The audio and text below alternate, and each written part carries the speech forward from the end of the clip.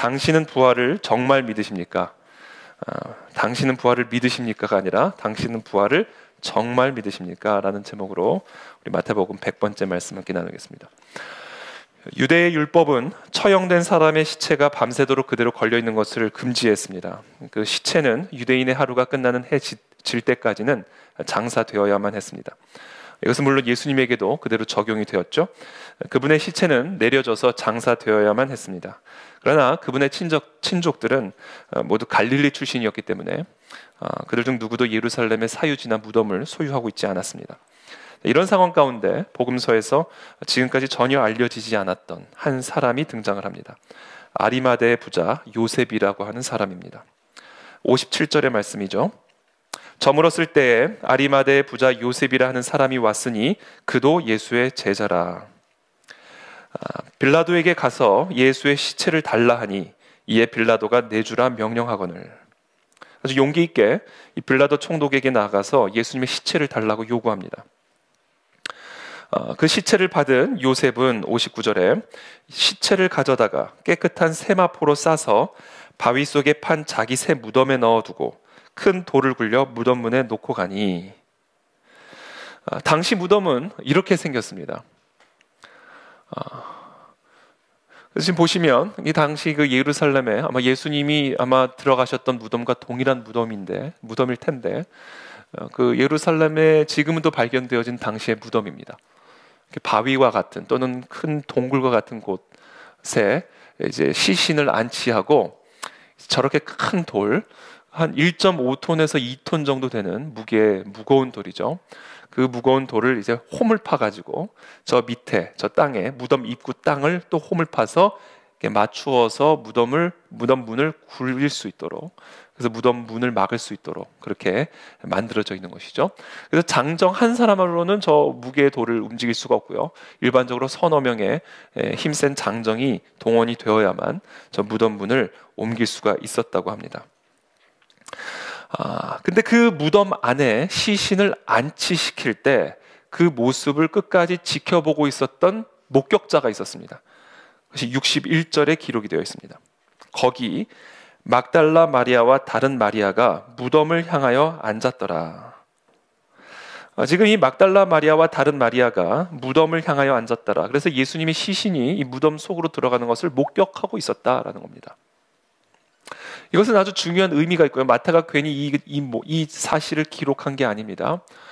이 사실을 기록한 아주 중요한 이유가 있는데, 그것은 무엇이냐면 시체가 있었다라는 거예요. 무덤 안에. 그 무덤이 그냥 비어있는 그런 시체가 아니라, 비어있는 무덤이 아니라 그 무덤 안에 예수님의 시체가 들어가 있었다라는 거예요. 그래서 이것이 빈 무덤이 그래서 부활의 증거, 간접적인 증거가 될 수가 있는 겁니다. 목격자가 있었다라는 것이죠. 그러면서 62절에 다음과 같이 기록이 되어 있습니다. 그 이튿날은 준비일 다음 날이라. 대제사장들과 바리새인들이 함께 빌라도에게 모여 이르되, 주여, 저 속이던 자가 살아있을 때 말하되 내가 사흘 후에 다시 살아나리라 한 것을 우리가 기억하노니, 그러므로 명령하여 그 무덤을 사흘까지 굳게 지키게 하소서. 그의 제자들이 와서 시체를 도둑질하여 가고 백성에게 말하되 그가 죽은 자 가운데서 살아났다 하면 후의 속임이 전보다 더 클까 하나이다 하니. 그 이튿날은 안식일이었죠. 근데 안식일이었음에도 불구하고 대제사장들과 바리새인들은 빌라도의 집무실로 들어가는 율법을 위반하는 일을 행하게 됩니다. 그것도 그냥 안식일이 아니라 6월절의 안식일이었죠. 근데 그 안식일에 율법을 어기고 이 대제사장과 바리새인들이 빌라도의 집무실에 들어가는 거예요. 안식일에 손 마른 사람을 치유하신 예수님을 비난하고 또 그분을 죽이기 위해 음모를 꾸몄던 이 바리새인들이 이제는 자기들 스스로 안식일의 율법을 위반하면서 빌라도의 집무실 안으로 들어가게 되는 것이죠. 유대 당국자들의 이 같은 움직임은 무엇을 의미하는 것일까? 생명처럼 여기는 안식일의 율법을 어기면서까지 이들로 하여금 빌라도의 집무실에 들어가게 만들었던, 그렇게 급박하게 만들었던 그 이유는 무엇이었을까? 이것은 무엇을 의미하는가? 그들의 마음 안에 두려움이 있었다라는 것을 의미합니다. 그들의 마음 속에는 예수님의 부활 소문이 가져올 파장을 염려하는 두려움이 있었다라는 것을 보여주고 있어요. 예수님의 부활이 진짜 부활이든 가짜 부활 쇼이든 그것은 이들에게 중요하지 않습니다.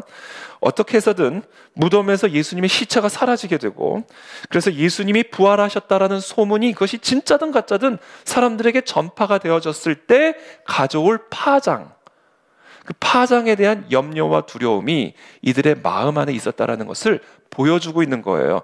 그래서 생명처럼 여기는 율법, 안식일의 율법을 어기면서까지 빌라도의 집무실 안에 들어간 겁니다.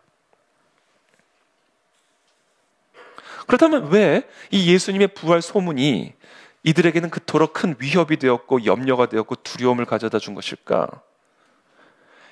예수님이 부활하셨다는 이 소문이 나게 되면 그것은 곧 예수님이 사람이 아니라 예수님의 말씀대로 진짜 하나님의 아들이라는 사실을 증명하게 되는 것이기 때문에 그런 것입니다.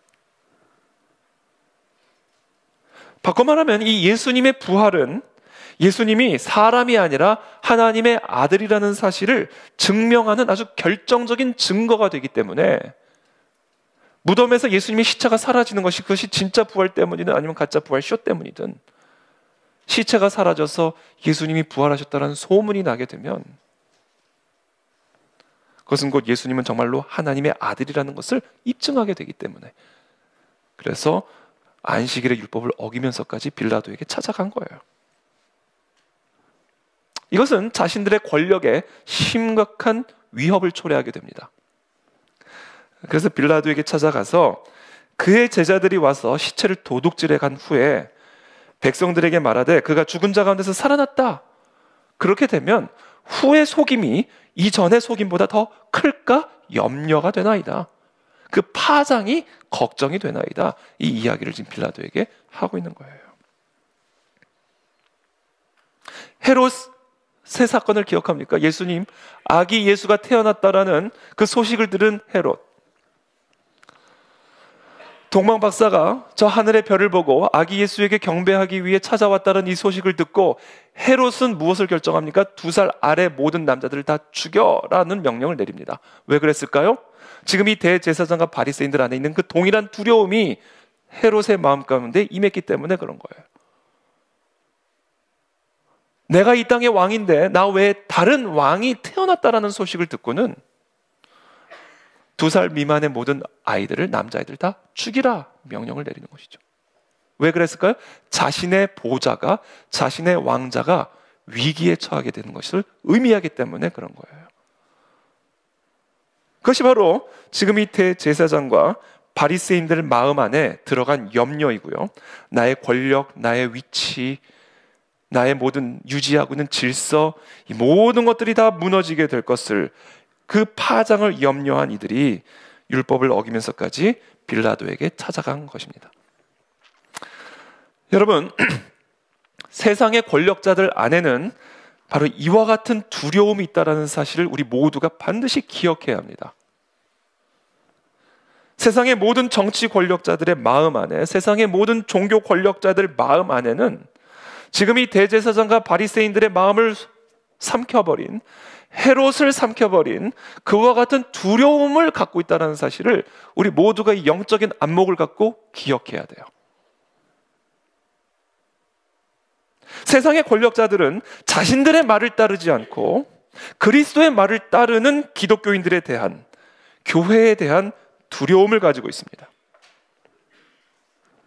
권력자들은, 특히 독재자들은 자신의 백성들이 자기보다 더 높은 권위자를 두고 따르는 것에 대한 매우 심각한 두려움을 갖고 있어요. 그것을 참아내지를 못합니다.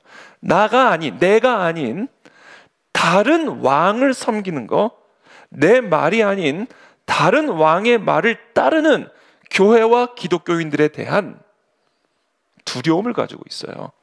그것이 세상 권력자들, 그것이 정치 권력자든 종교 권력자든 이 세상에 속한 권력자들의 마음 안에 있는 두려움입니다.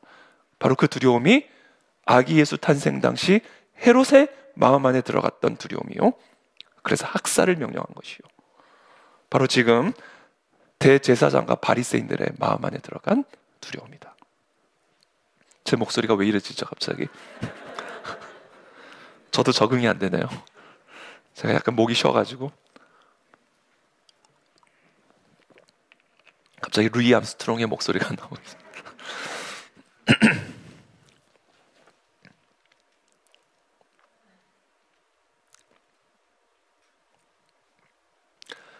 그래서 교회와 세상은 언제나 갈등 구도 속에 있습니다.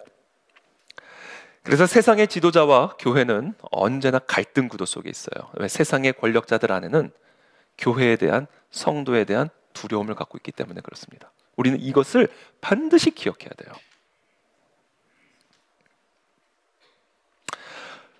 중앙방역대책본부는 지난 3월 1일 주일 예배에 이어서 돌아오는 주일인 8일, 오늘이죠. 그것을 앞두고 종교나 집회 등 다중 행사 참여를 최대한 자제해달라는 당부를 보내왔습니다. 국회는 지난 7일, 어저께죠? 종교 집회 자제를 촉구하는 결의안을 채택을 했습니다.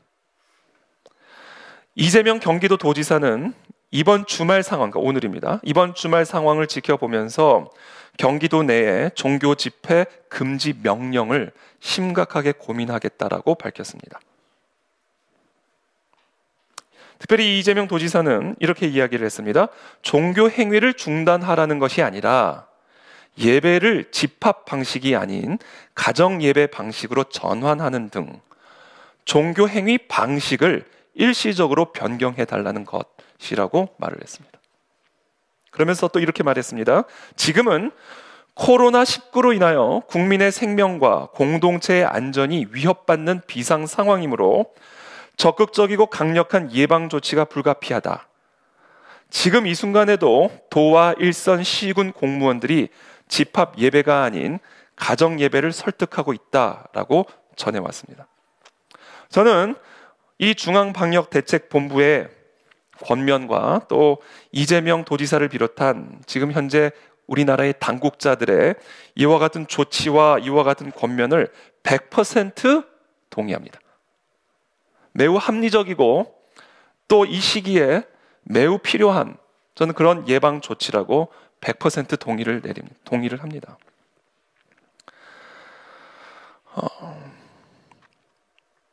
그리고 특별히 지금 현재 이와 같은 시기에 정말 땀을 흘려가면서 우리 코로나 환자들을 위해서 또 현재 대한민국 국민들의 안전을 위해서 수고하고 있는 여러 당국자들의 노고와 그들의 수고에 진심으로 감사의 말씀을 드립니다.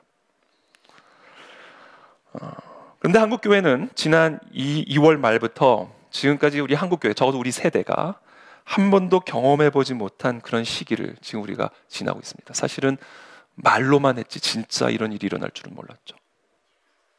그렇죠? 우리가 막 위협 주고 경고 쪽으로 말은 했지만 진짜 이런 일이 일어날 줄은 몰랐죠.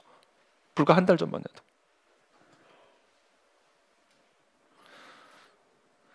전례 없는 국가적인 위기를 맞아서 전례 없는 지금 대응에 전 국민이 동참하고 있습니다. 그런데 일제시대에도 6.25 때도 한국전쟁 때도 목숨 걸고 고수해왔던 주일 성수를 한국교회가 스스로 지금 내려놓았다는 거예요. 스스로. 그리고는 온라인 예배로 지금 대체가 되고 있습니다. 저는 계속 반복해서 말씀드리지만 자율적으로 이와 같은 시기에 온라인 예배를 드리는 것은 일시적으로 예외적인 상황이므로 충분히 동의하고 또 그렇게 권면을 저도 합니다. 그렇게 온라인 예배를 드리고 집에서 교회가 폐쇄돼서 온라인 예배를 드리고 저녁에 반찬거리를 사러 마트에 나갔는데 마트에는 사람들이 가득한 거예요. 성도가 충격을 받은 거죠. 당국자들이 예방 차원에서 교회 나가지 말고 집에서 각자 가정끼리 온라인으로 예배드리라고 해서 예배드리고 또 교회에서 또 그래서 폐쇄를 시켜서 그렇게 안전을 위해서 예배를 드리고 마트를 갔는데 마트는 사람들이 가득한 거예요. 사진 보여주세요.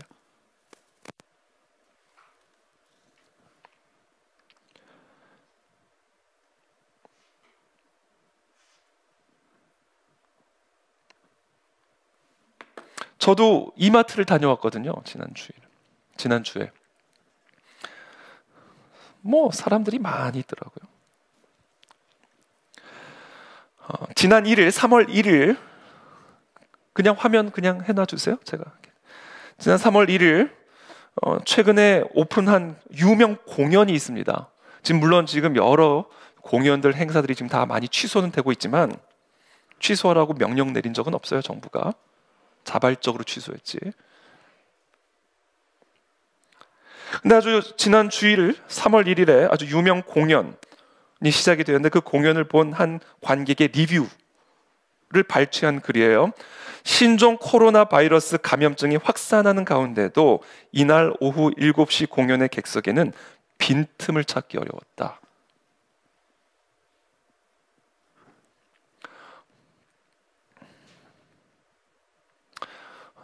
지난 몇 주 전 주일 배구 경기장의 관객 모습입니다.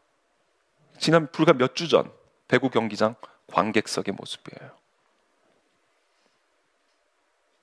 불과 몇 주 전 서울 시내 한 클럽의 모습입니다. 코로나 개나 줘, 뭐 불타는 토요일 뭐 이러면서.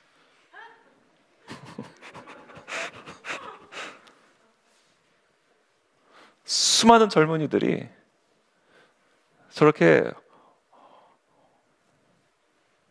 모여서 밤이 맞도록 춤을 추고 있는 모습이죠. 불과 몇 주 전이에요. 지금 여기 보면 여러분 보이시지 않겠지만 여기 시계가 보이죠. 5시 2분, 새벽 5시 2분이죠.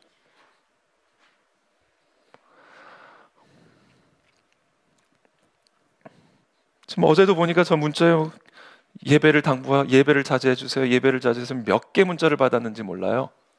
교회가 설교를 준비하고 있는데 아주 동기가 막 부여되는 거예요. 설교 준비 동기가. 교회 가지 마세요. 교회 가지 마세요. 교회 가지 마세요. 이게 불과 몇 주 전 주일의 모습이에요. 근데 그때 교회 모습은 이랬어요. 그때 교회 모습이다라는 거죠.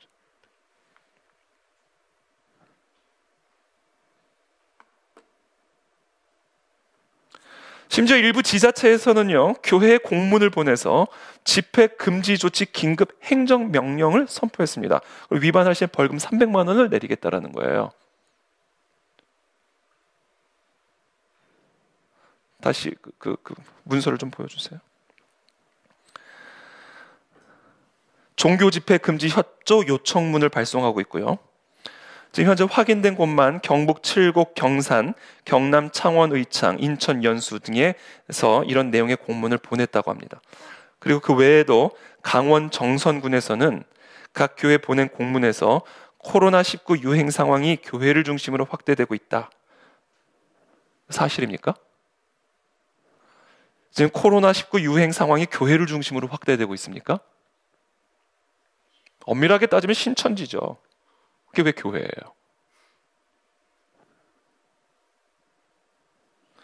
경기 구리시에서는 구리시 기독교연합회에 종교 집회 제한 계획과 조치 결과 회신을 요청했어요. 회신하는 거예요. 지금 종교 집회 제한 계획을 회신하라는 겁니다.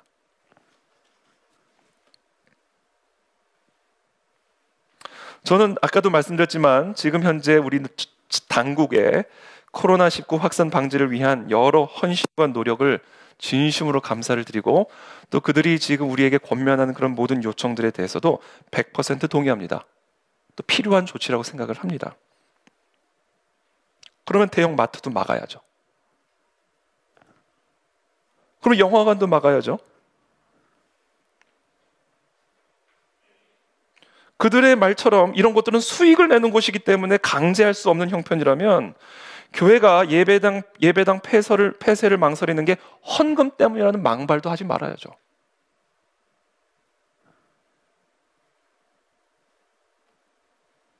그러니까 사람들 마음속에 어떤 마음이 드는 거냐면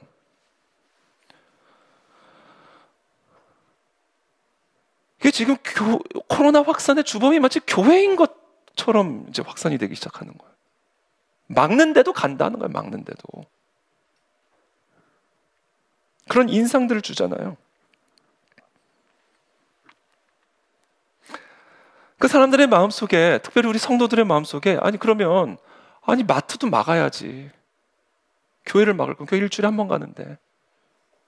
그리고요, 여러분, 이렇게 간격을 두고 앉고 우리가 지금처럼 이렇게 마스크를 쓰고 손소독제를 하면요, 여러분, 마트에 가서 감염될 확률보다 훨씬 낮아요. 이건 제 얘기가 아니라 의사의 이야기예요. 그래서 저희가 의자를 다 뺐잖아요. 간격을 다 넓히느라고.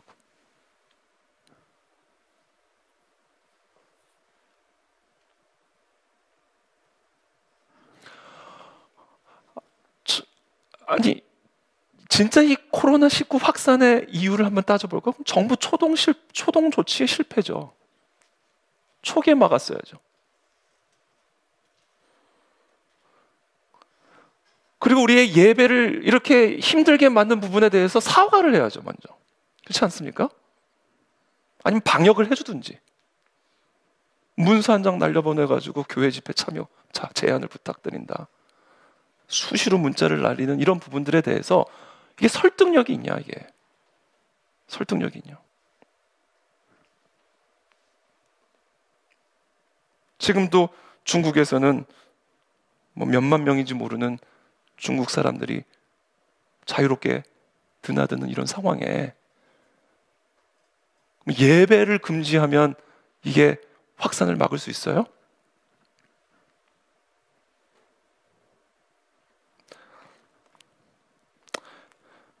종교의 자유가 보장된 이 대한민국에서 당국이 이렇게 형평성 원리에도 맞지 않게, 어떤 순서에 맞지 않게 이렇게 종교의 자유를 제한할 수 있는가에 대한 의구심들이 사람들한테 생겨나는 거예요. 특별히 제가 우려하는 부분은 이미 선례가 만들어졌어요. 이제 무슨 일만 생기면 교회 폐쇄할 겁니까? 이 선례가 만들어져 버렸잖아요. 뭐 언제까지 쉴 거예요? 언제까지? 이 코로나가 어느 정도 잠잠해지면 다시 교회가 문을 열 수 있습니까? 우리가 언제까지 온라인으로 예배를 드려야 되죠? 어느 수준이 돼야 되는 거죠? 이게 만약에 앞으로 1년이 가면 1년 동안 교회 쉬어야 되나요? 아니 2년이 가면 2년 동안 우리 온라인으로 예배를 드려야 되나요?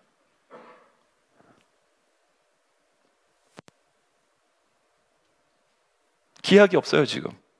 기약이 없잖아요. 언제 다시 교회를 열 수 있는지에 대한 기약이 없다고요. 환경과 상황의 기준을 두고 교회 폐쇄 여부를 결정을 짓게 되면 기약이 없는 거예요, 기약이. 앞으로 전염병 올 때마다 교회 폐쇄할 겁니까?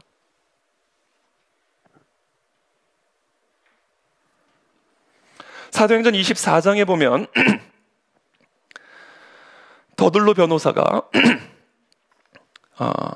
대제사장 아나니아와 함께 사도 바울을 벨릭스 총독 앞으로 끌고 가가지고 고발하는 장면이 기록이 되어 있습니다. 법정이죠. 벨릭스 총독 앞으로 끌고 가가지고 사도 바울을 고발하는 장면이 기록이 되어 있어요.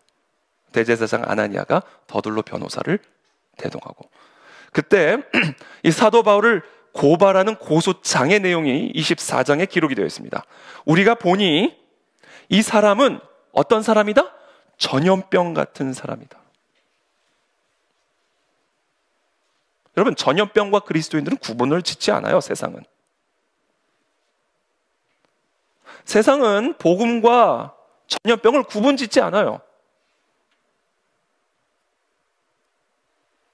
헤롯이 그랬듯이, 대제사장과 바리새인들이 그랬듯이, 그들의 관점으로 보면 교회와 그리스도인, 자신의 권위를 아닌, 자신의 권력이 아닌, 자신보다 더 높은 그리스도를 따르는 그리스도인과 교회를 전염병과 구분지어서 생각하지 않는다고요. 그거를 우리가 알아야 된다. 그것을 우리가 영적인 안목으로 봐야 된다라는 거예요.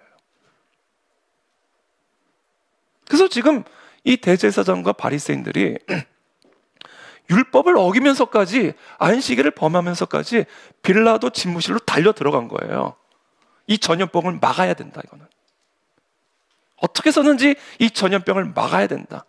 그러니까 저 무덤문 폐쇄시켜라. 폐쇄시켜라. 부활한 그리스도가 진짜 부활이든 가짜 부활쇼든 그 무덤문 열고 나오지 못하도록 폐쇄시켜야 된다. 왜? 전염병이니까, 전염병.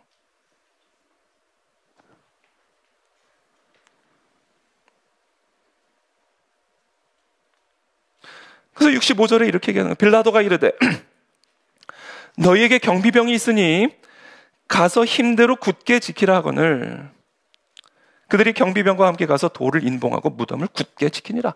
폐쇄 딱딱지 붙여놓은 거예요.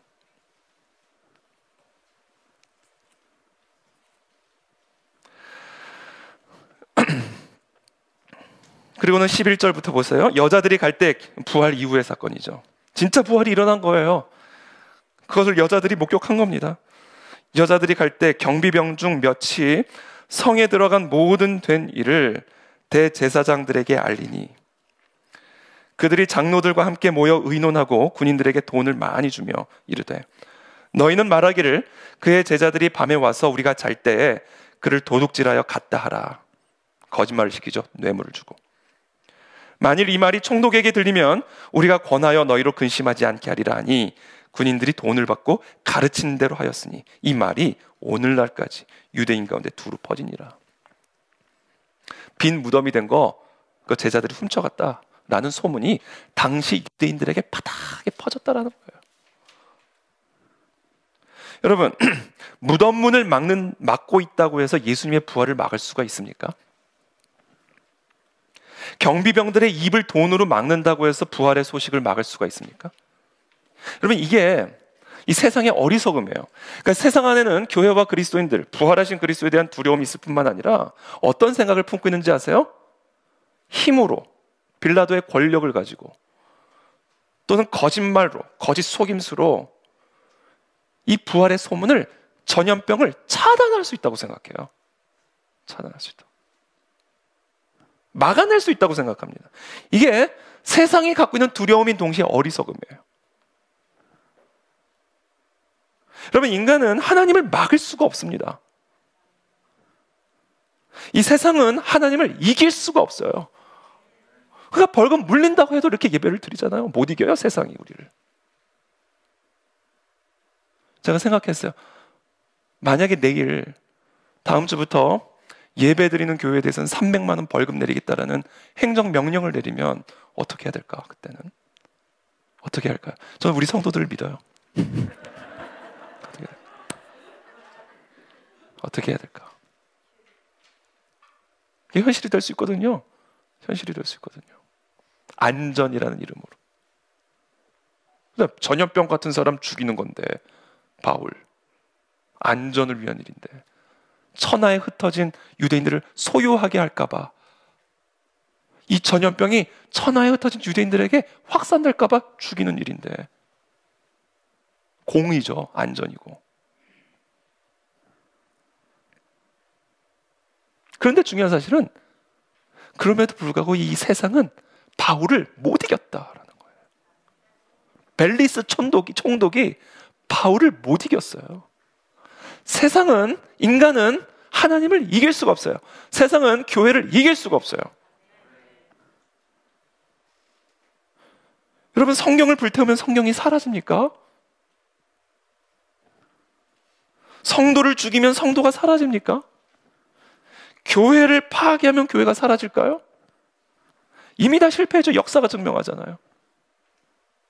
그래서 마귀는요, 한 가지 방법만 쓰지 않아요. 시대마다 교회를 무너뜨리고 성도들을 무너뜨리고, 성도라는 이름은 가졌으나 성도의 믿음은 죽여버리는 이와 같은 박해와 핍박을 시대마다 다르게 전술을 보인다. 그러나 중요한 사실은 그 방법과 그 모양이 무엇이든 세상은 하나님을 못 이겨요. 세상은 교회를 못 이깁니다.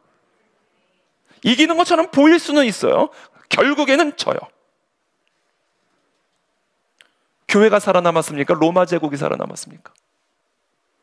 네로 황제가 살아남았습니까? 베드로가 살아남았습니까?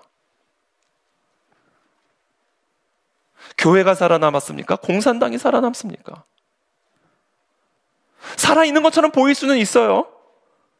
세상의 교회를 이기는 것처럼 보일 수는 있어요. 그러나 결국에는 바울 앞에 벨리스 총독이 무릎을 꿇게 돼 있는 것이고, 로마 제국 앞에 교회 앞에 로마 제국이 굴복하게 되어 있어요. 하만을 보세요. 하만이 교회를 이겨요? 못 이겨요. 이긴 줄 알았죠. 본인이 달리잖아요. 요셉의 형들, 요셉 앞에 무릎을 꿇잖아요. 요셉이 노예로 팔려갈 때는 요셉의 형들이 이겼다라고 생각했죠. 세상이 이긴다고 생각했죠. 근데 결국 그 형들이 요셉 앞에 무릎을 꿇잖아요. 가룟 유다 보세요. 예수님을 죽일 수 있다고 생각했죠. 그러나 본인이 죽었죠. 예수님은 부활하셨어요. 세상이 하나님을 이길 수가 없습니다. 세상은 교회를 이길 수가 없어요. 우리는 이것을 반드시 기억해야 돼요. 세상은 교회를 두려워하기 때문에 헤롯처럼, 그리고 이 대제사장들처럼, 벨릭스 총독처럼, 대제사장 아나니아처럼, 하만처럼, 가룟 유다처럼 끊임없이 교회를 이기고 그리스도인들을 이기려고 달려들겠지만, 그러나 동시에 우리는 반드시 기억해야 돼요. 반드시 교회가 이긴다. 세상을 그리스도인이 이긴다. 그래서 예수님 말씀하잖아요. 세상에서 너희가 환난을 당하지만 담대하라. 내가 세상을 이겼다. 그것을 보증하는 사건이 부활이에요. 그것을 보증하는 사건. 나는 부활이요 생명이니 나를 믿는 자는 죽어도 살겠고, 죽는 줄 알았죠. 근데 죽어도 산다는 거야, 예수님을 믿으면. 무릇 살아서 나를 믿는 자는 영원히 죽지 아니하리니 이것을 네가 믿느냐. 그러니까 여러분, 우리가 죽을 때 죽더라도 그리스도를 믿는 믿음으로 죽어야 살 수가 있는 거예요.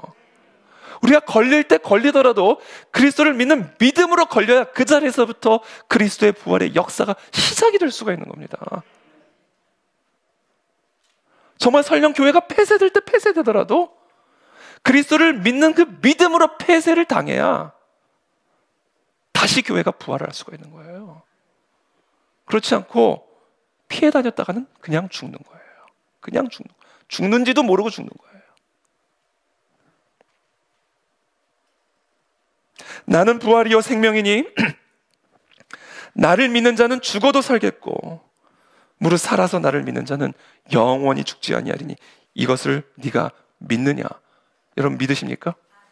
이것을 정말로 믿으십니까? 죽으면 죽으리라는 믿음이 가능한 이유가 여기에 있어요. 왜? 다시 살 것이기 때문에. 그래서 죽으면 죽으리라는 믿음이 가능한 거예요. 이 부활의 소망, 그리스도는 부활이요 생명이니 그를 믿는 자는 죽어도 다시 살 것이고 무릇 살아서 그를 믿는 자는 영원히 죽지 않는다는 이 사실을 우리가 정말로 믿는다면 죽으면 죽으리라는 신앙이 나온다. 왜?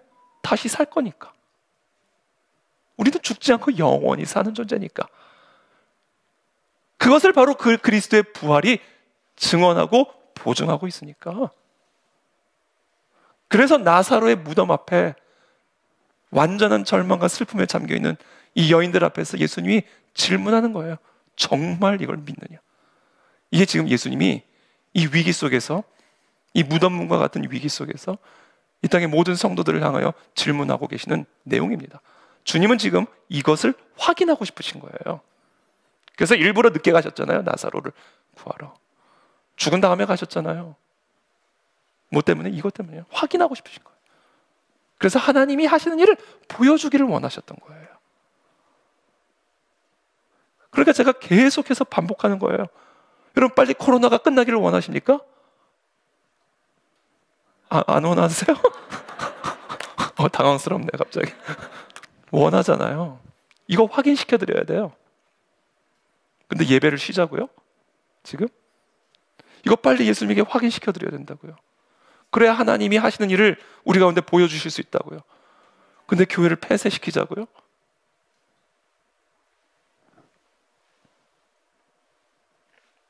이게 신앙이고 믿음이에요. 우리가 신앙생활 한다는 게 이거예요. 죽으면 죽으리라 하고 하나님께 순종하는 게 신앙이에요. 죽으면 죽으리라 하고 하나님을 예배하는 게 그게 신앙이에요.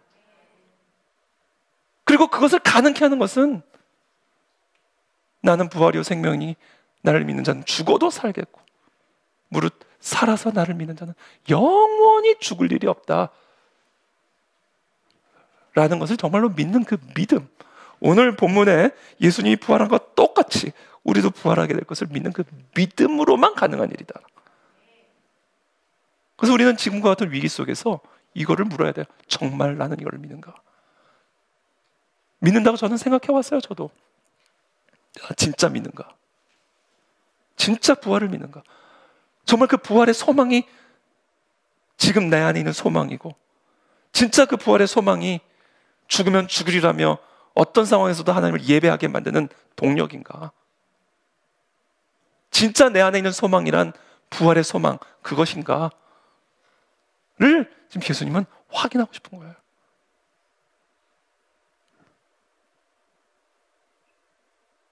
그래서 지금 전 국민이 매일같이 사망자 수 집계를 확인하게 하시는 거예요, 지금. 여러분, 매해 결핵 환자로 몇 명이 죽는 줄 아세요? 결핵으로? 매해? 2,000명이 죽습니다. 매해. 아마 그거 게시판에 달아가지고 그냥 수시로 사람들한테 문자 보내면요. 그리고 교회 폐쇄, 예배 자제. 여러분, 결핵, 옛날 7, 80년대 광고할 때나 결핵을 조심해야 되고, 우리 실 사자 그 결핵 그런 것도 사고. 근데 지금 오늘날 매해 우리나라에서 2,000명이 결핵으로 죽어요. 여러분, 자동차 사고로 매해 대한민국에서 몇 명이 죽는지 아세요? 4,000명이 죽습니다. 매해.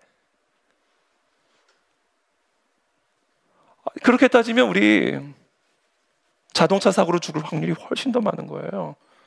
그렇다고 우리가 교회를 폐쇄시키나요? 그렇다고 자동차를 몰수하나요? 그러니까 결국은 문제의 본질이 거기 있는 게 아니에요. 지금 하나님은 전 국민을 지금 깨우기를 원하시는 거예요. 지금 네가 정말 이것을 믿느냐? 일단 내 백성으로 일컬음을 받는 내 백성부터 깨우는 겁니다. 그러니까 하늘에서 비가 안 내리고 메뚜기가 모든 토산물들을 다 먹어 헤쳐버리고 전염병이 내 백성 가운데 유행하게 될 때는 알아야 된다는 거예요. 내 백성이 스스로를 낮추고 겸비하여 하나님의 얼굴을 구하라는 사인으로 알아야 된다는 거예요. 그런데 예배를 쉬자고요, 지금?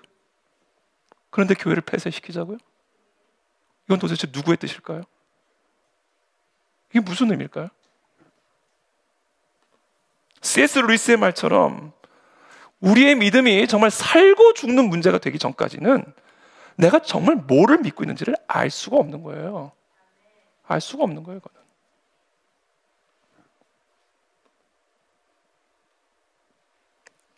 그러므로 지금과 같은 마지막 때, 특별히 이 마지막 때에 대한 징조들이 더욱 지금처럼 선명하게 나타나는, 이와 같은 때 우리가 점검해야 할 것, 부활에 대한 소망입니다. 부활, 이것을 네가 믿느냐? 정말 믿느냐? 이 부분을 다시금 정확하게 붙들고 회복해야 됩니다. 그리스도께서 죽은 자 가운데서 다시 살아나셨다 전파되었거늘. 한번 읽어봐 주시죠. 함께 읽겠습니다. 시작.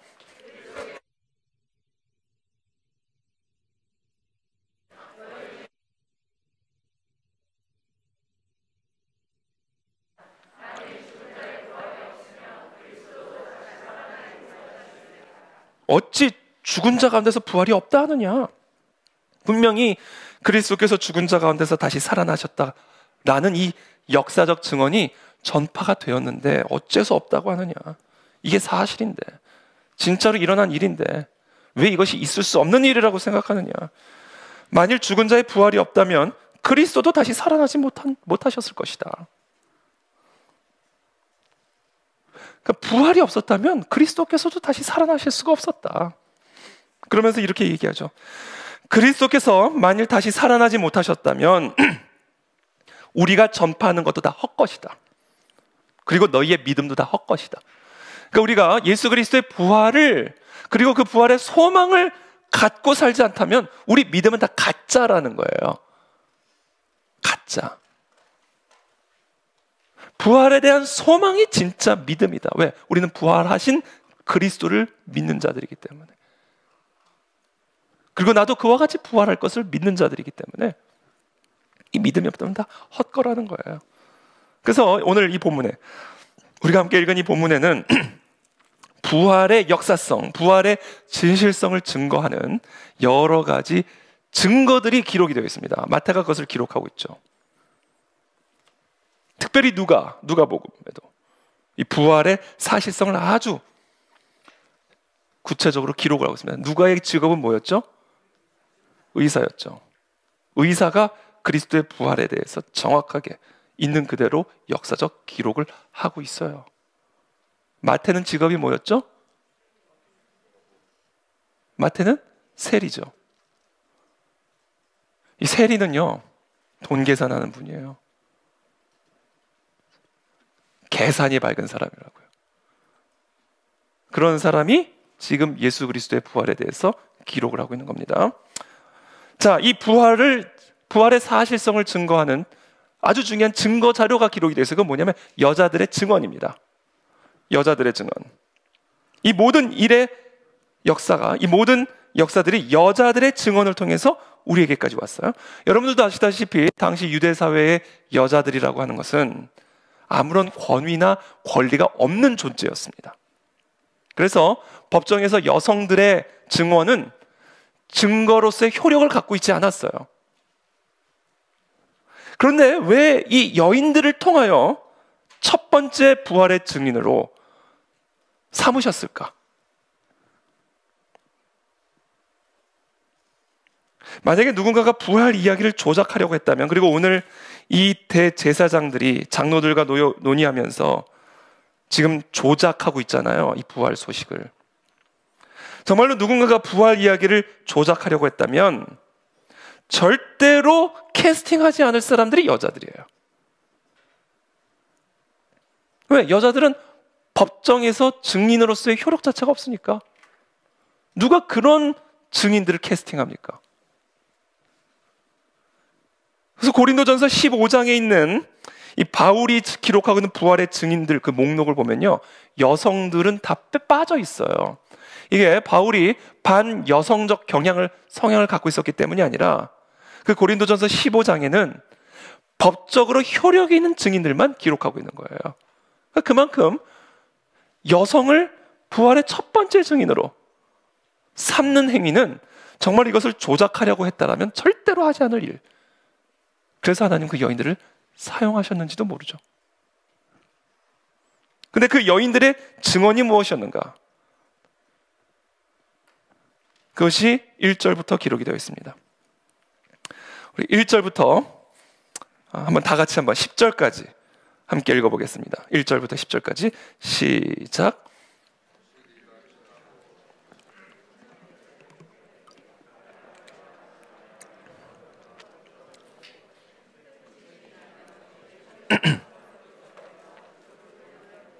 그 위에 한 자는 그 형상이 번개 같고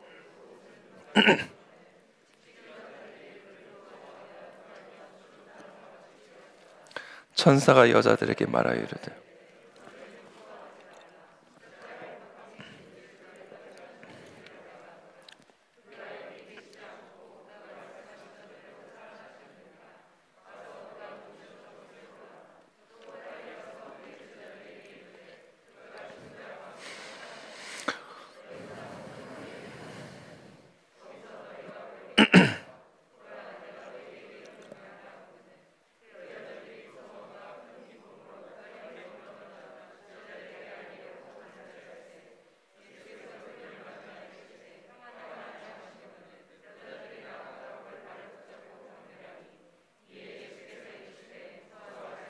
가서 내 형제들에게 갈릴리로 가라 하라.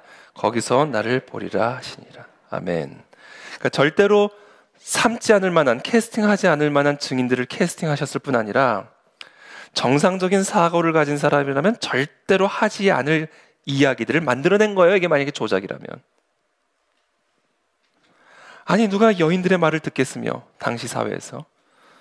그리고 그와 같은 여인들을 통해서 선포되어지는 이와 같은 휘황찬란한, 도무지 합리적이지도 않고 과학적이지도 않고 실질적이지도 않은 이야기를 기록하고 선포하고 전파하고 다녔을까? 자, 이 여인들의 증언은 무엇이었는가? 이 여인들의 증언, 이 여인들이 목격한 이 초자연적인 역사, 이게 실제로 일어났기 때문에 이렇게 기록한 겁니다. 도무지 우리의 이성으로는, 합리적인 사고로는 도무지 이해할 수 없지만 이게 진짜로 일어난 거예요. 근데 이 여인들이 지금 그 당시 일어났던 그 사건을 기록을 하고 있는데, 어떤 사건이 일어났는가? 2절에 보면 큰 지진이 났다, 이렇게 기록했습니다. 큰 지진이 났다라는 거예요, 이 부활절 아침에. 제가 인상 깊게 본 영화 가운데 트루만 쇼라는 영화가 있습니다. 혹시 보신 분들 계세요? 꽤 오래된 영화인데 짐 캐리가 나오는 영화입니다. 참고로 전 짐 캐리 영화를 참 좋아했는데, 이 트루만 쇼, 이 트루만이라고 하는 주인공이 나오는 쇼예요. 말 그대로 쇼. 근데 이게 어떤 쇼냐면, 트루만이라는 사람이 태어나는 순간부터 쭉 모든 평생을 쇼로 찍는 겁니다. 물론 본인은 몰라요, 이게 쇼인지. 그냥 자신의 일상이라고 생각하고 사는 거예요. 근데 온 세계 사람들이 다 그 사람이 태어나는 순간부터 지금까지, 성인이 된 지금까지의 모든 일상을 다 보고 있었던 거예요. 트루만 쇼입니다. 그래서 이 트루만이 살던 그 세상은 다 뭐예요? 세트장이었어요. 본인은 몰랐어요. 근데 세트장이었어요. 저 하늘에 뜬 저 태양은 태양이 아니었어요. 이와 같은 조명이었어요. 근데 그걸 몰랐어요, 트루만은. 바람이 부는 거, 세트장에서 바람을 부른 거였어요. 저 바다, 사실은 진짜 바다가 아니었어요. 다 세트였어요. 그 밑에서 기계를 동원해서 파도를 인위적으로 일으켰던 겁니다. 이웃 다 연기자들이었어요. 그러나 트루만은 몰랐어요. 트루만은 정확한 각본에 따라, 어떤 디렉터의 지시에 따라 움직여지는 모든 세트장 안에서 자기도 모르게 살아가고 있었던 인물이었습니다. 그리고 모든 세상 사람들은 트루만을 TV를 통해서 보고 있었던 거죠. 이게 트루만 쇼입니다. 제가 그 영화를 보면서 바로 이것이 지금 우리가 살아가고 있는 이 세상과 동일한 면이 있다라는 생각을 하게 됐어요. 여러분, 하나님이 이 세상의 모든 것을 창조하셨고요, 모든 것을 다스리고 계십니다.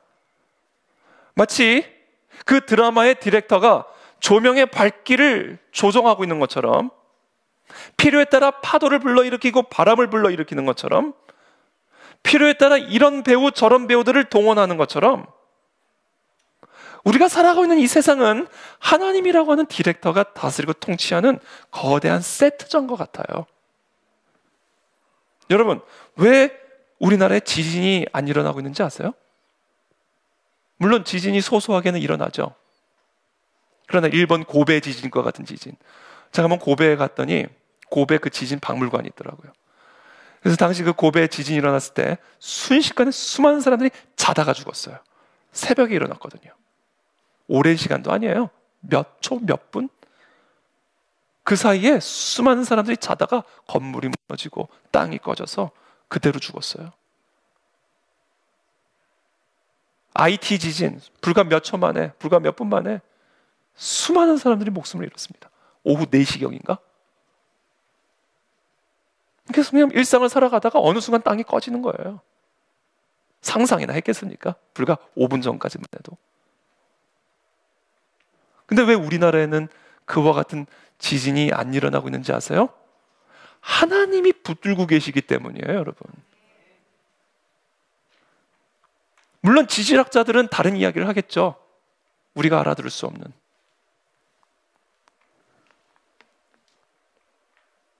하나님이 허락하지 않으셨기 때문에 그런 지진이 안 일어나고 있는 거예요. 여러분, 왜 서해안의 파도가, 저 동해안의 파도가 해안선의 경계선을 정확하게 지키고 그 선을 넘어가지 않고, 그래서 육지와 바다의 경계선을 정확하게 지켜주고 있는지 아세요? 하나님이 그 선을 그어 놓으셨기 때문에 그런 거예요.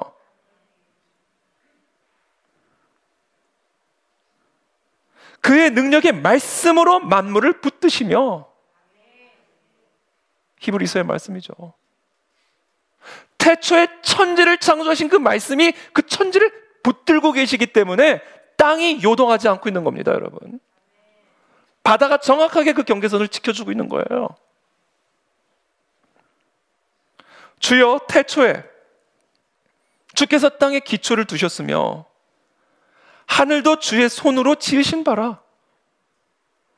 태초에 천지를 창조하신 그 하나님의 손이 이 땅을 붙들고 계시고 저 하늘을 만지고 계시기 때문에 하늘이 무너지지 않고 있고 땅이 무너지지 않고 있는 겁니다, 여러분.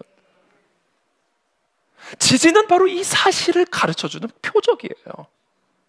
그래서 흔드시는 거예요. 알라고. 누가 이 땅을 쥐고 있는지를. 우리는 이 땅을 딛고 사는 존재가 아니에요. 하나님의 손바닥을 딛고 사는 존재입니다. 우리가 살아가는 이 세상은 이 땅 위에 세워진 것이 아니에요. 우리의 집이 이 땅 위에 세워진 게 아니에요. 우리의 교회가 이 땅 위에 세워진 게 아니에요. 인간의 과학 기술과 정책과 제도 위에 이 땅의 문명이 세워진 게 아니에요. 우리는 하나님의 손바닥을 딛고 살아가는 존재들이고, 우리가 살아가는 이 세상은 하나님의 손바닥 위에 세워진 세상입니다. 오직 하나님만이 우리와 이 세상의 유일한 반석이에요. 그것을 깨우쳐 주시려고 흔드시는 겁니다. 뭐가 우리의 반석인지를 보여주기 위해. 너희들 지금 이 땅을 너희의 반석으로 삼고 살지? 이 땅이 누구 손에 있는지 봐라. 너가 너의 생명을, 너의 건강을, 너의 풍부한 창고를 너의 삶의 반석으로 삼고 있지? 그래, 누가 너의 삶을 지탱하고 있는지 한번 봐라. 다 흔들어 버리시는 거예요. 이게 흔드시는 이유입니다. 이게 지진이 우리에게 허락되어지는 이유예요. 우리가요, 평안한 삶 속에서는 이와 같은 사실을 쉽게 망각하게 됩니다. 안락한 집, 안락한 직장, 풍요로운 창고, 우리가 그런 삶에 길들여지게 되면 우리의 삶을 지탱해주고 있는 것이 나의 집이라고 생각하게 돼요. 나의 생명을 지탱하고 있는 것이 나의 직장이라고 생각하고, 나의 풍요로운 창고가, 나의 건강이 나의 삶을 가능하게 하는 반석이라고 생각하게 돼요. 언제요? 그런 것들에 길들여지게 되면. 그래서 하나님이 흔들어 버리는 거예요. 길들여지지 않게. 깨어나라는 거죠. 깨어나라. 그게 하나님께서 이스라엘 백성들을 가나안 그 젖과 꿀이 흐르는 땅으로 인도하시기 전에 40년이라는 시간 동안 광야를 돌게 하신 이유입니다. 신명기 8장에 나오잖아요. 네가 먹어서 배부르고 아름다운 집을 짓고 거주하게 되며, 또 네 소와 양이 번성하며 네 은금이 증식되며 네 소유가 다 풍부하게 될 때 내가 무엇을 염려하고 있는지 아느냐? 네 마음이 교만해져서 네 하나님 여호와, 네 생명의 반석, 이 땅의 반석, 네가 닭 딛고 사는 나의 손을 잊을까 염려하노라. 이게 하나님의 마음 안에 있는 염려예요. 우리를 향한. 그래서 너를 인도하여, 8장 15절에, 그래서 내가 너를 인도하여 그 광대하고 위험한 광야, 위험한 광야, 곧 불뱀과 전갈이 여기저기서 기어다가 언제 어디서 튀어나올지 모르는 그런 위험한 광야로 내가 너를 인도한 것이다. 물이 없는 건조한 땅을 지나가게 한 일이다. 내가 너희에게 이와 같은 위험한 광야를 허락한 이유는 무엇이냐? 18절에 네 하나님 여호와를 기억하게 하기 위함이다. 네 삶의 반석이 나에게 있음을 기억하게 하기 위함이다. 바로 그가 너에게 재물 얻을 능력을 주신 분이다. 이게 지진의 목적입니다, 여러분. 지진이 담고 있는 표적이에요. 이게 우리가 흔들리는 이유입니다. 흔드시는 이유예요. 흔드는 분이 계심을 가르쳐주기 위함이에요. 그러니까 우리가 흔들릴 땐 괜히 흔들리는 게 아니에요. 흔드시는 분이 흔들고 계시기 때문에 흔들리는 거예요. 그거를 봐야 된다라는 거예요. 그러면서 이렇게 경고하세요. 네가 만일 네 하나님 여호와를 잊어버리고 다른 신들을 따라 그들을 섬기며 그들에게 절하면 내가 너희에게 증거하노니 너희가 반드시 멸망할 것이라. 경고죠.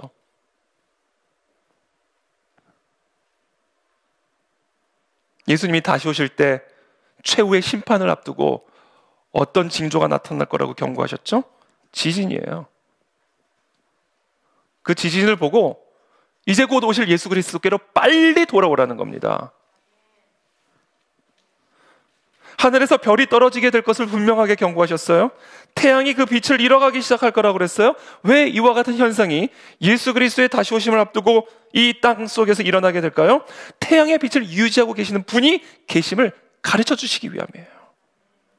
그래서 하루라도 빨리 돌아오게 하시기 위함입니다. 저 하늘에서 별을 붙들고 계시는 그 손이 있다는 것을 끼우쳐 주시기 위함이에요. 그래서 예수 그리스도께서 오시기 전에 하늘에서 별이 떨어질 거라고 경고하고 계시는 거예요. 그거를 보거든 예수님이 문 앞에 서 있음을 알라는 거예요. 스스로 붙어 있는 게 아니에요. 좀 붙들고 계시는 겁니다. 하나님의 손. 저 태양의 온도가 괜히 저렇게 유지되는 게 아니에요. 온도를 유지하고 계시는 거예요. 그분이. 그것을 만든 분이. 그것을 가르쳐 주기 위해서 태양의 빛도 잃어가게 만들어 버리시는 것이고 별도 떨어지게 만드는 거예요. 하루라도 빨리 돌아오게 하기 위해. 코로나? 여러분, 코로나로도 우리가 깨어나지 않으면 그땐 정말 지진이 올 수 있습니다. 진짜 지진. 흔들리는 지진이 아니라 무너지는 지진. 진짜 올 수 있어요.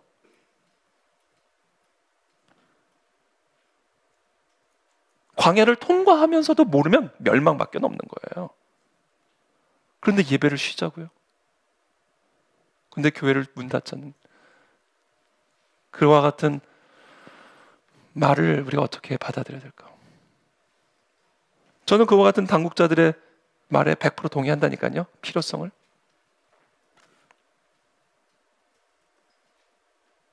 우리가 지금 처한 이와 같은 위기 속에서 바로 우리는 이와 같은 메시지를 들어야 됩니다. 그래서 우리가 지금 해야 할 일은 뭐다? 더 그 하나님을 구해야 된다. 더 하나님을 불러야 된다. 저는 이와 같은 위기를 통해서 하나님의 백성으로 일컬음 받는 백성들을 깨어날 뿐 아니라 하나님을 거역했던 헤롯 같은 사람도 여호와께로 돌아오는 일이 일어날 거라고 믿습니다. 그러니까 우리가 그것을 위해서 기도해야 되는 거예요. 그것을 위해 허락하신 시간들이니까. 맞다고 그러잖아요. 그게 우리가 지금 이 시기에 기도해야 할 거예요. 우리를 지켜주세요만이 아니라 저들을 구원해 주세요의 기도가 나와야 된다고요.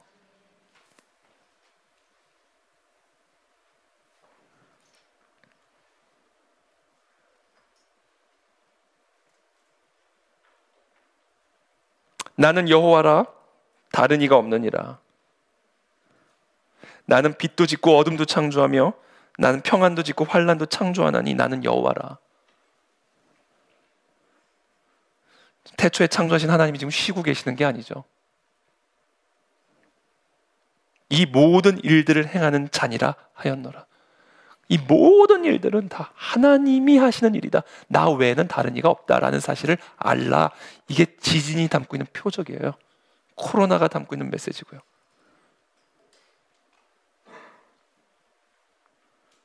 그래서 여러분, 고난은 부흥의 전주곡이 되는 겁니다. 그래서 부흥의 전주곡이 되는 거예요. 그 지진의 자리에서 영원히 흔들리지 않는 반석을 만나게 되는 겁니다. 그게 지금 우리가 통과하고 있는 시기가 담고 있는 의미예요. 그래서 저는 이 모든 상황들을 통하여 결국은 이 땅의 교회가 진짜 교회로 거듭나게 될 것을 믿습니다. 또 그렇게 되기를 기도해야 됩니다. 그리고 이 땅에 하나님을 대적하고 예수님이 지금 역사의 문 앞에 서 계심에도 불구하고 그 예수님을 대적하는 이 세상이 그리스도께로 돌아올 수 있도록 기도해야 된다. 이게 하나님의 마음이에요.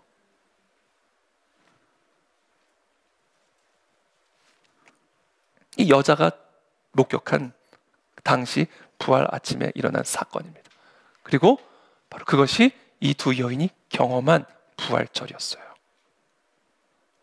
저는 그와 같은 부활의 역사가 우리의 삶 속에서 동일하게 일어나게 되기를 기도합니다. 자, 두 번째, 이 부활의 증거. 부활 후에 이 여인들만 본 게 아니에요. 물론 이 부활의 증언이 이 두 여인으로 시작했습니다. 그러나 이 두 여인만 본 게 아닙니다. 제자들이 봤어요. 도마는 옆구리에 찔린 창자국에 손가락까지 넣어봤어요. 제자들만 본 게 아니에요. 고린도전서 15장, 이것은 아주 초대교회 당시 부활에 대한 아주 중요한 증거 자료였습니다. 고린도전서 15장 한번 다 펴보시겠어요? 고린도 교회에 보낸 사도 바울의 편지, 고린도전서 15장. 이 15장은 당시 초대교회에 아주 강력한 부활의 증거였습니다. 1절부터 제가 읽어드릴게요. 형제들아, 내가 너희에게 전한 복음을 너희에게 알게 하노니 이는 너희가 받은 것이요 또 그 가운데 선 것이라. 너희가 만일 내가 전한 그 말을 굳게 지키고 헛되이 믿지 아니하였으면 그로 말미암아 구원을 받으리라. 내가 받은 것을 먼저 너희에게 전하였노니 이는 성경대로 그리스도께서 우리 죄를 위하여 죽으시고 장사 지는 바 되셨다가 또 성경대로 사흘 만에 다시 살아나사 게바에게 보이시고, 베드로죠, 후에 12제자에게와 그 후에 500여 형제에게 일시에 보이셨나니 그 중에 지금까지 대다수는 살아있고 어떤 사람들은 잠들어 있으니 정말로 의심이 되면 그 살아있는 사람한테 가서 확인하라는 거예요. 그러니까 지금 사도 바울이 이 고린도 교회의 이 부활의 증거를 서술하고 있던 당시 실제로 부활을 목격한 500여 명의 사람들이, 일부는 죽었지만 일부는 살아있었다. 그래서 이 고린도전서 15장의 이 본문은 당시 초대교회 가운데 아주 중요한 부활의 증거로 사용되었어요.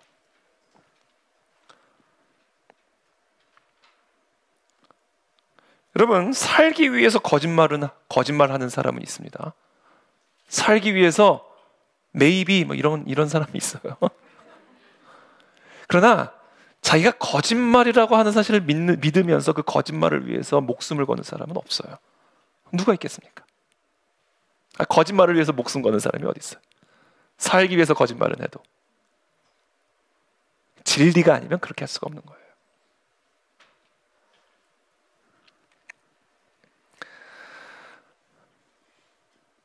세 번째 아주 중요한 증거가 있는데 이거와 연관돼서 바로 이 예수 그리스도의 부활을 목격한 사람들이 아주 급격한 변화를 일으켰다는 사실이에요.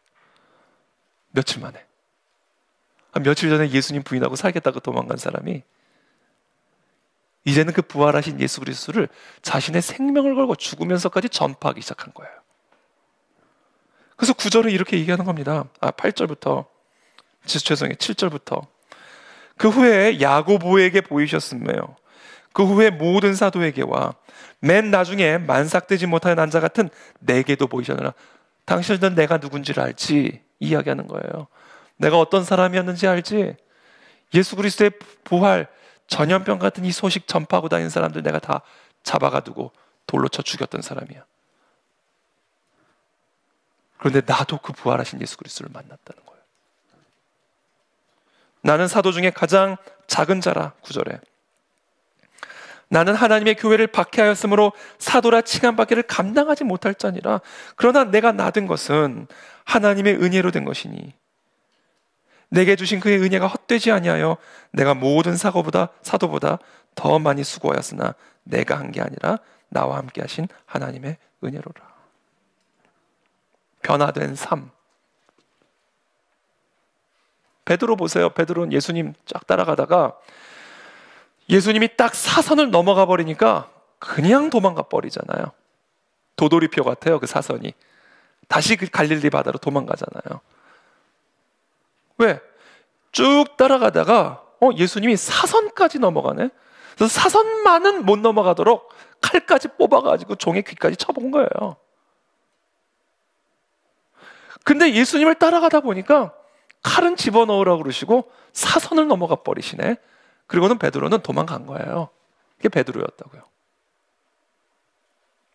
그런데 며칠 후에 그 사선을 건너갔던 그 예수님이 다시 사선을 넘어온 거예요. 그래서 베드로를 제일 처음 만났던 그 갈릴리에서 만나신 거예요. 사선을 넘어가신 분이 다시 돌아오신 거예요. 새 몸을 가지고.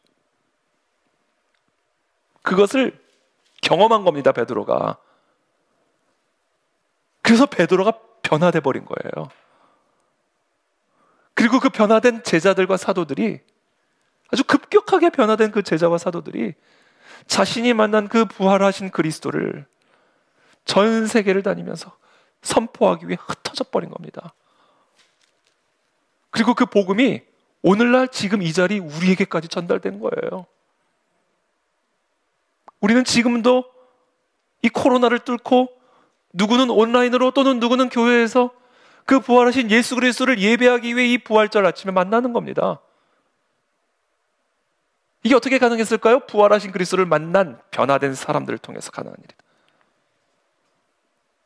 그래서 여러분, 우리는 무엇을 확인할 수 있냐면 진짜 변화는요, 부활하신 그리스도를 만난 자가 변화됩니다. 그래서 그리스도처럼 나도 사선을 넘을 수가 있는 거구나. 이건 그냥 선이구나. 그래서 죽음을 두려워하지 않는 믿음이 생겨나게 되는 거죠. 언제요? 부활하신 그리스도를 만날 때.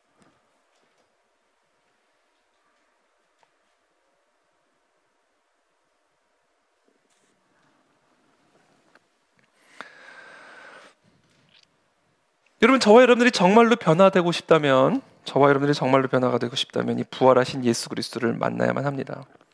그때 우리는 뭐가 변화되는지 아세요? 죽음에 대한 태도가 근본적으로 바뀌게 돼요. 이 죽음에 대한 근본적인 태도가 바뀌어야 삶에 대한 태도가 근본적으로 바뀝니다. 삶의 위기를 대하는 태도, 삶의 고난을 대하는 태도, 이 세상을 대하는 태도의 근본적인 변화가 일어나기 시작해요. 삶의 목적이 다 달라지기 시작하고, 삶의 가치관과 우선순위가 근본적으로 변화되기 시작해요. 언제요? 사선을 넘나드는 예수 그리스도를 만났을 때. 그리고 그 예수 그리스도를 믿을 때 나도 살아서 믿는 자는 죽지 않고, 죽어서 그것을 믿는 자는 죽어도 다시 살 것이고, 살아서 믿는 자는 영원히 죽지 않는다는 것을 경험한 자, 깨닫는 자, 믿게 된 자만이 근본적인 삶의 변화를 경험하게 되는 겁니다.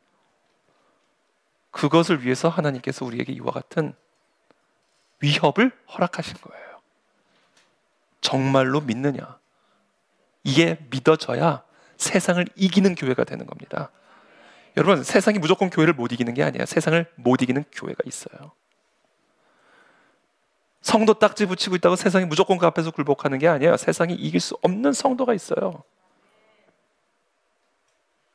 그와 같은 성도와 그와 같은 교회는 어떤 교회의 성도냐? 부활의 소망을 가지고 죽음을 두려워하지 않고, 죽으면 죽으리라는 이 믿음을 가지고 하나님을 예배하는 자, 하나님을 섬기는 자, 하나님을 순종하는 자, 세상을 대적하는 자, 모든 미혹과 유혹들을 떨쳐낼 수 있는 자. 여러분, 그런 성도와 교회 앞에 세상이 굴복하는 것이 교회라고 성도라고 다 못 이기는 게 아니다. 그래서 하나님은 오늘날 이 시대에 이제는 정말 진짜 교회를 한번 세우시기 위해, 성도들을 일으키기 위해 이와 같은 위기를 주셨다고 저는 믿습니다. 누군가 그러더라고요. 지금 이 교회 예배가 지금 멈춘 것에 대해서 절대로 섭섭해하게 생각하지 말라. 하나님이 도무지 받을 수가 없어서 중단시킨 거다 라는 이야기도 하더라고요. 이사야서 1장에 내가 듣지 못하겠다. 재물 가져오지 마라. 내가 지금 소의 기름이 부족하냐? 나에게 양의 기름이 필요하냐? 중단하라. 누가 그런 얘기를 또 하더라고요. 지금 우리에게 필요한 건 교회가 아니야. 진짜 교회지. 지금 하나님이 찾으시는 성도는 그냥 성도가 아니라 진짜 성도지. 그 진짜 교회와 진짜 성도는 누구다? 부활의 소망을 가지고 이 세상을 살아가는 사람이다. 그래서 그와 같은 우리 그 안에 즐겨야 되기를 예수님 이름으로 축복합니다. 한 가지 있었던 이야기만 나누고 오늘 말씀 마치겠습니다. 제가 몇 주 전에 대구에 다녀왔어요. 몇 주 전에 대구에 다녀왔습니다. 아침에 제가 아주 가깝게 지냈던 사랑하던 한 집사님이 계시는데, 그 집사님이 10년 전에 이제 암을 얻게 되셨고, 저는 다 완치된 줄로 알고만 있었는데 어느 날 남편 집사님이 카톡을 보냈어요. 오래 가지지 못할 것 같다고, 갑작스럽게 약화가 돼가지고 길어야 한 달, 길어야 2달 될 것 같다고. 전 너무 놀랐죠. 그래서 제가 그럼 최대한 빨리 제가 찾아뵈러 가겠습니다, 이렇게 문자를 드리고, 이제 날짜를 잡는데 일정 잡기도 쉽지는 않더라고요. 또 대구라 멀리 있으니까. 그래서 하여튼 어떻게 해서 결국은 날짜를 잡았어요.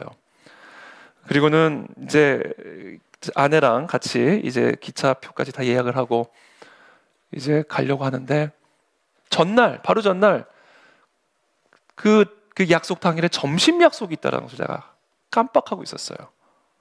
아내가 가르쳐 준 거죠. 모르고 있어, 깜빡하고 있었어요. 그건 뭐 취소할 수 없는 중요한 약속이었기 때문에. 그래서 급하게 기차 일정을 조정을 했어요. 저는 우리 집사님 신방하고 나서 남편분과 함께 우리 식사도 하자 이제 그러셔가지고, 그렇게 할 생각을 좀 여유 있게, 교제도 오랜만에 좀 교제도 하고 돌아올 생각을 하고 기차표를 예약했는데, 점심 약속이 있다는 걸 깨닫고는 아주 새벽같이 가가지고 정말 딱 30분 정도 만나고 기도하고, 그리고 바로 역으로 와가지고 이제 SRT를 타고 서울로 돌아와서 서울에 오전 11시 반에 도착을 했어요. 점심 일정을 갔는데, 점심 다 먹고 충분히 시간 갖고 딱 교회 도착했는데 대구가 난리가 난 거예요. 그날 대구에서 난리가 난 겁니다. 그날이었어요. 그날 난리가 난 거예요. 여러분 왜 갑자기 저를 바이러스 보듯 보시는 거예요? 난리가 난 거예요. 너무 놀랐죠. 근데 어찌됐는지 그날 정말 기차역에서 도착하자마자 바로 그 집에 갔다가 30분 이야기 나누고 바로 기차 타고 돌아왔거든요. 물론 마스크 쓰고. 제가 그리고 나서 이제 생각한 거야. 하나님이 우리를 보호하신 것이었구나, 지켜주셨구나라는 생각을 했어요. 여러분, 부지불식간에 하나님 우리를 지켜주십니다. 너무 걱정하지 마시고. 여러분, 우리가 발걸음을 우리 뜻대로 한다고 우리를 지킬 수 있는 게 아니에요. 하나님이 인도해 주셔야 물 가운데 지날지라도 불 가운데 지날지라도 지킴을 받는 겁니다. 우리를 지켜주시는 분은 하나님이에요. 우리가 우리 발걸음을 어떻게 조정해요? 스케줄을 우리가 우리 마음대로 어떻게 조정해요? 다 하나님이 조정하시는 거예요. 옆에, 저도 어제 알았는데 옆에 한 사무실에 확진자가 다녀갔더라고요. 신천지, 대구 신천지에서 전염된 한 분이 바로 이 근처, 어딘지는 얘기는 안 하겠어요. 더 안전해졌어요. 왜? 방역을 다 해버렸기 때문에 더 안전해졌습니다. 다녀가셨더라고요. 어디서 무슨 일이 일어날지 모르는 거고 우리가 어떻게 다 점검 겁니까? 하나님이 지켜주셔야 돼요. 그걸 경험해서 하나님이 우리를 지키신다. 하나님이 나를 지켜주시고 우리 교회를 지켜주신다.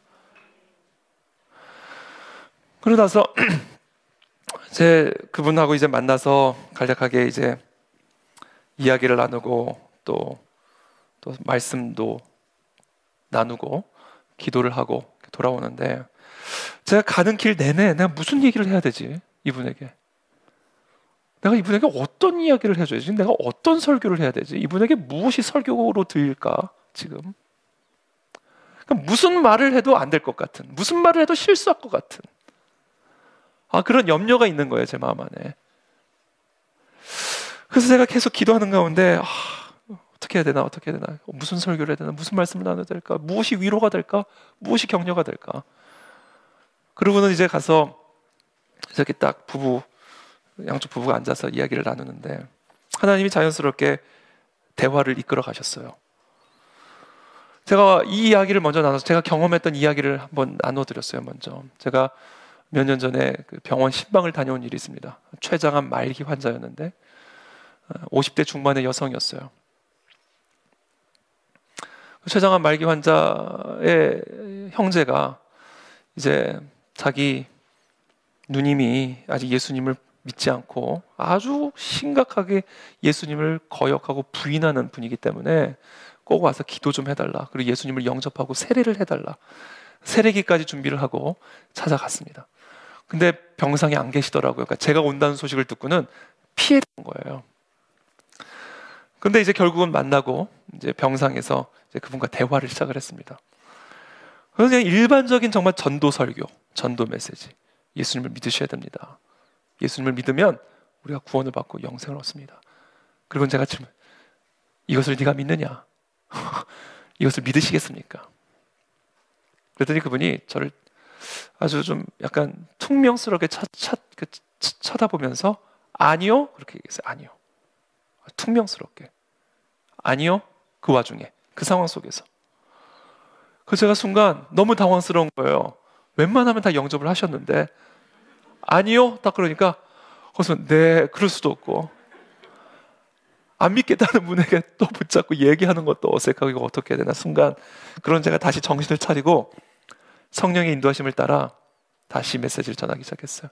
질문을 드렸어요. 만약에 전능하신 하나님이 살아계시고 그리고 지금 당신이 원하는 것은 무엇이든지 응답해 주신다라는 것을 이게 사실이라면 당신은 무엇을 구하시겠습니까? 라고 질문을 드렸어요. 아무 대답을 안 하세요. 듣고만 계시더라고요. 그래서 제가 스스로 대답해 드렸어요.